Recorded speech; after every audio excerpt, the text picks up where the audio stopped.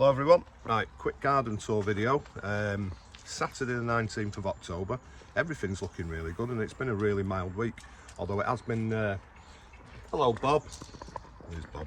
It has been a bit wet. Yeah, so a few things before I go. I've not put anything away yet, not dug anything up, and for the foreseeable future that will stay the same because there's no reason to. And when it comes to overwintering, I want stuff in the house or whatever I'm going to do with it for the shortest amount of time possible. And I also want stuff outside for the longest amount of time possible. So I still want to have a big onset like that for as long as possible. So I know some people sort of err on the side of caution and will have put stuff away already, but you know, you've got to watch that long-term weather forecast, look for significant changes. And if, you know, the little weather apps on your phone are great, but, you know, the Met Office, and they do 10-day outlooks and stuff, and they will, they'll tell you, you can see when a significant change is about to happen. And also, what the weather apps don't do is show you what the possibilities are. So, for example, if a big low pressure is travelling over gonna hit the UK,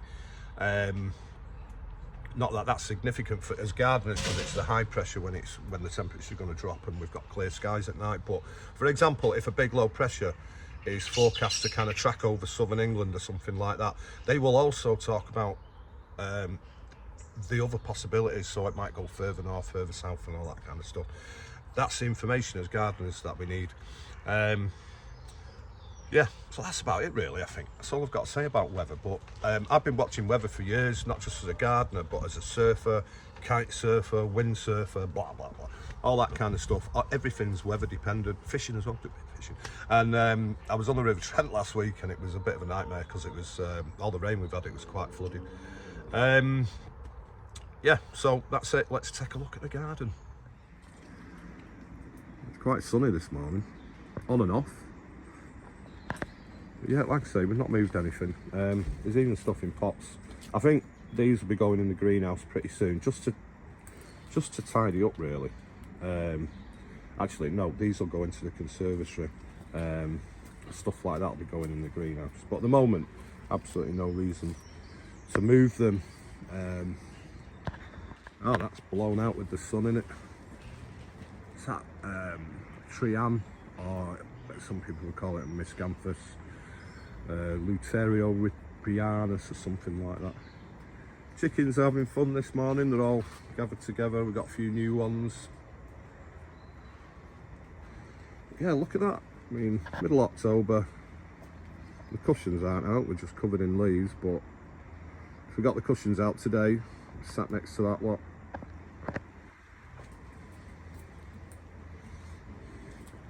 I am going to start moving some pots into the greenhouse, not because I need to, but more because I'm clearing the greenhouse out, and I bought some brackets for some shelves that I want to put up, and I've got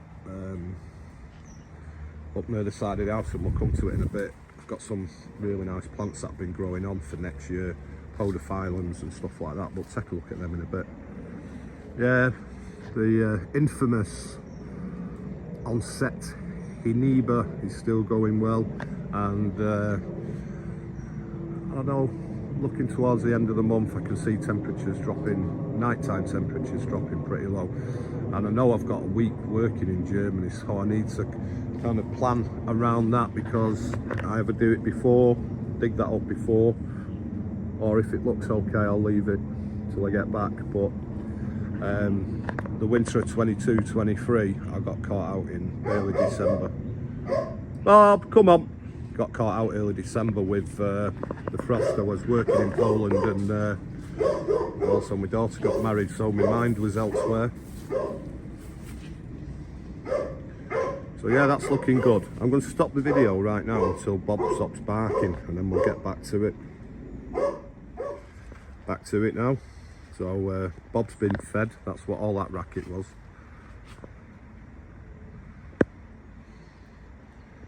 So yeah, the bed's still looking pretty full.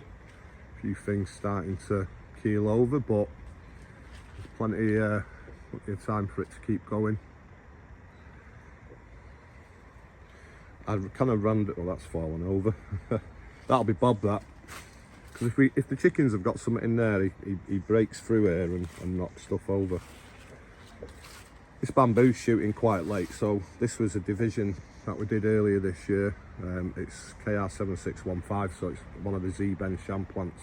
And by that, if you watch my videos in the past, you'll know that Z-Ben Sham, which is in Yunnan in China, is where the infamous, I should say, or the very well-known Berinda papyrifera CS1046 and also the Keith Rushforth papyrifera came from.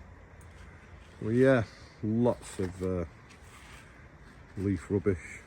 I'll try and move out the sun.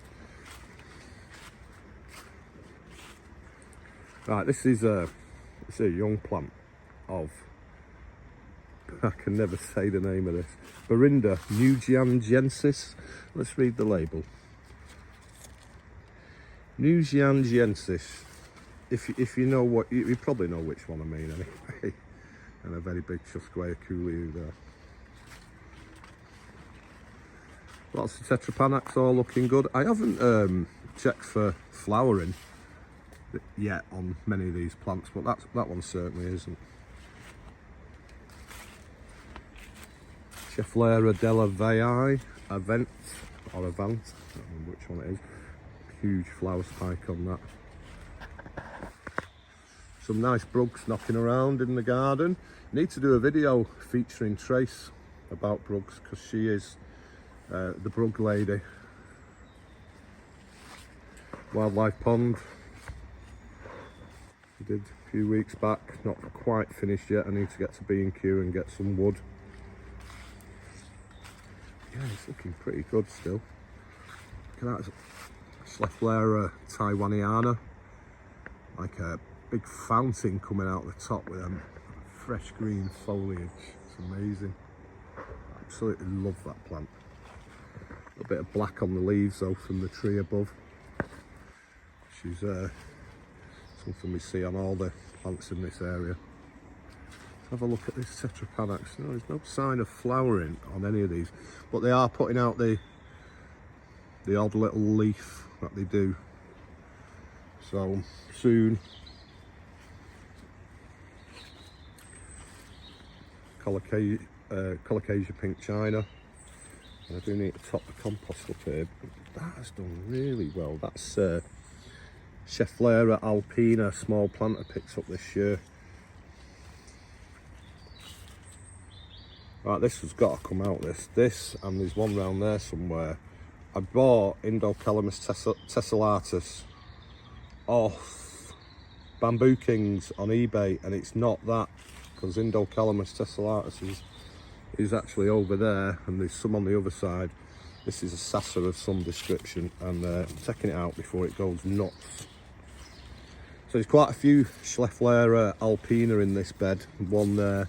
There's one under this lot here as well, and I need to maybe, oh yeah, let's get this out of the way. You can see it there. So I'm going to cut these, couple of these canes out, just to, so it's not interfering with its growth. And a podophyllum there, just plain green. Absolutely love that plant. It is stunning. You hardly ever see it either.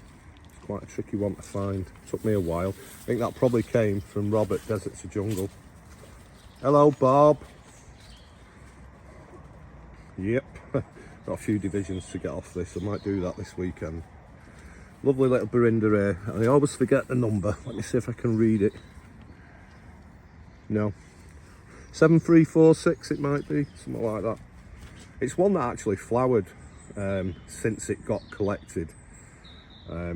Whiteley usually have this one for sale. I've got it's quite wet this morning, so I'm going to get wet as I fight my way through this lot. And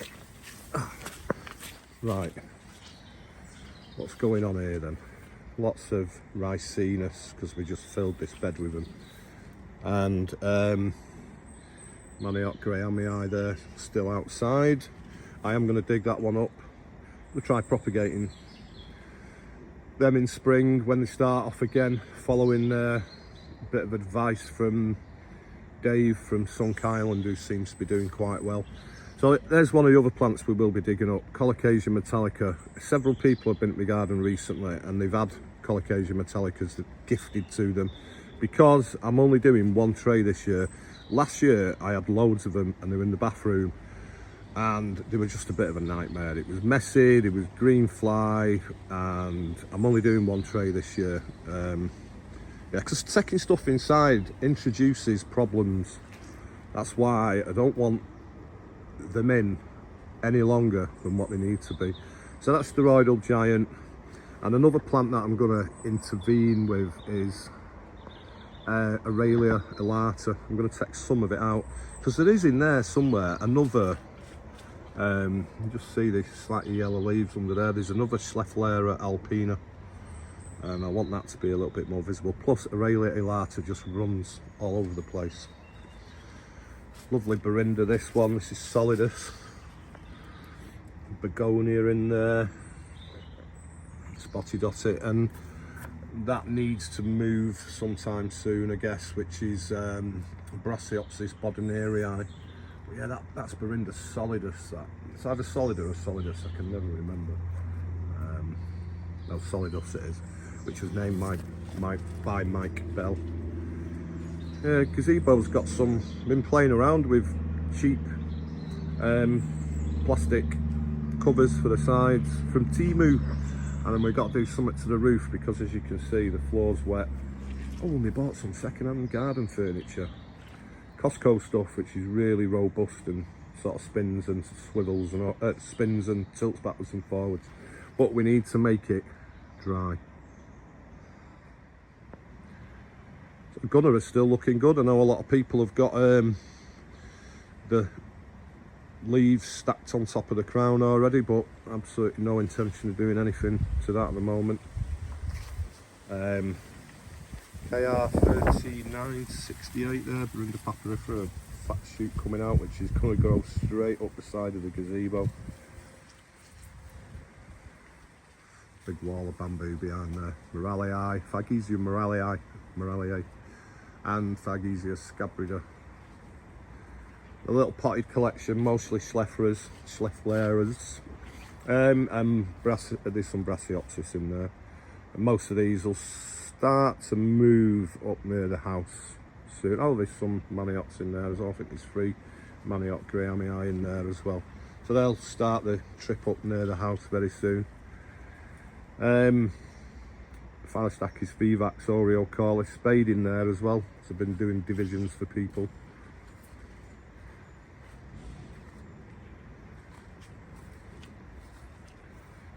I forgot the number on that. That's the one of them little Berindas that's been sold as papyrifera, which is, I forgot the number now. More on that on another day. Fagesia nitida there, and I'm going to take some of that out as well, I think. Another Schefflera, Rhododendrifolia or Impressa, I can never make my mind up which one it is. And there's Berinda papyrifera looking rather splendid at the back there.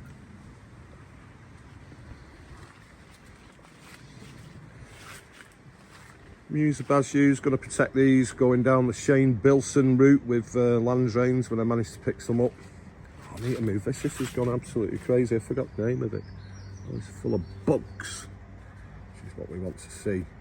There's 2 plants there. They're dead easy to set cuttings off. And look how they're literally falling out of the pot.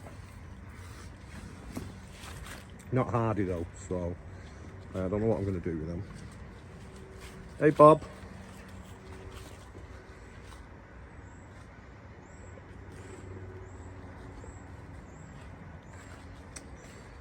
Berinda frigidorum, or frigida, KR4059 if I remember rightly. If I look across the garden. So if you watch my garden plans video, you can see that side of the garden's quite heavily planted and this side isn't. That is about to change. And I'll keep you updated on the progress with that. Berinda papyrifera there. I'm not going to look at that at the moment because it's a work in progress. There's a big hole next to it. Right, there's Colocasia metallica there. little bit of an experiment this year. I'm going to leave that one out. I'm going to mulch it and keep it dry, because I think I am sort of led to believe that Metallica is borderline hardy. It's the hardiest of the non-hardy ones, so we shall see. Gizia scabridin, I'm underneath Paulonia tomentosa, and if you've got one of them, full size one, massive leaves everywhere. So Trachycarpus that I should hopefully get some good seeds from next year when they start to blacken off. I'm going to put a lot of nice compost around it, so I'm just going to let them germinate in the ground. Because the female, if you go back through my videos, there's a little, I think I did a short where I cut the female flowers off, and cut the male flowers off and dusted them over the, I can't remember which way around it is. Anyway, yeah, they must be the female. Yeah, it's birds and bees in it, and I'm getting all confused. Right, yeah, use it as juice, so we are going to protect these, and I am going to thin these canners out as well, because they're actually growing outside of the sleepers now.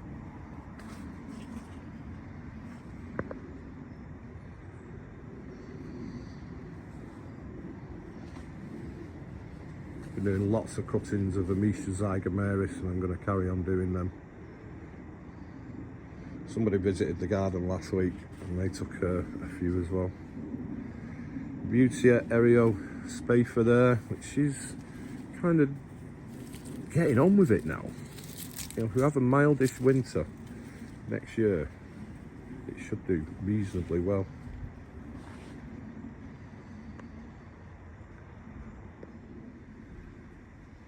So this area of the garden's quite sheltered, and yeah, there's lots of stuff in pots that I need to move into the greenhouse. So I've just bought some, oh dear, whoops. I just bought some brackets to put some shelving around the top edge. That's Pilea umbrosa. The Sned collection, as I call it, of Schleifleras. They're doing really, really well. And a lot of stuff like this Schleiflera macrophylla will stay in this area all winter, unless it's going to get absolutely, and the same with this one as well, Brassioopsis mitis or mitis. Stay in this area unless it's going to get absolutely Baltic, and then I'll pull them in, get some trays just inside the back door there and take them in. So I am collecting aspidistras, so someone brought that one for me. What's in that? Or what was in it? Oh, I know. Right, so I bought early on, climb up here. Look at these. The Podophyllum collection. Some with their plugs. A bit of trouble with slugs and stuff, but some of the little plug plants, and the one in the grey pot is division that was done from Tregrian. Yeah, right, I'll go backwards without falling on my arse.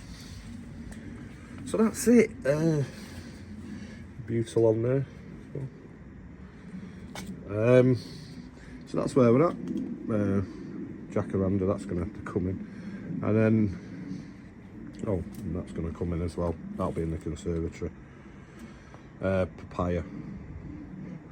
And that is Burinda papyrifera division from last year. I'll be able to thin that out this year. But it's had a few culms that I've aborted. First year after dividing, you don't know what they're going to do. It's kind of a bit random with the growth, skinny culms like that. I expect that'll do really well. Give it a good feed. So yeah, that's it. There's a lot of bags and pots knocking around because I'm about to start building some new beds, and I'm going to recycle some hardly used compost and mix with manure. And the other thing we're going to be clearing out a lot of stuff out of the greenhouse today. And I've just built a new composting area because I've got the black plastic bins, but we're about to create a lot of rubbish. So I'm going to take advantage of that because I think there's about 10 grow bags. So we'll get all that composting. So there we go. we'll take a look in a couple of weeks and see what's changed as we head into November. So that's it for now. Cheerio.